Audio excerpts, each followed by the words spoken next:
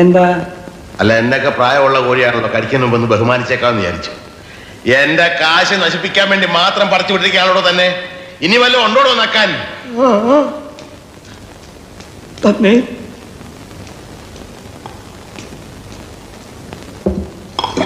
മീൻകറിയേ? ഒരു വടി കിട്ടുമോ? പിന്നെ വടി ഇവിടെ ഉണ്ട്. എന്തിനാ? ഇതിനെ ഒന്ന് കൊന്നു തിന്നാനാ. പുഴയെന്ന് പിടിച്ച് അതുപോലെ ഇട്ട് കൊണ്ടുവന്നിരിക്കല്ലേ.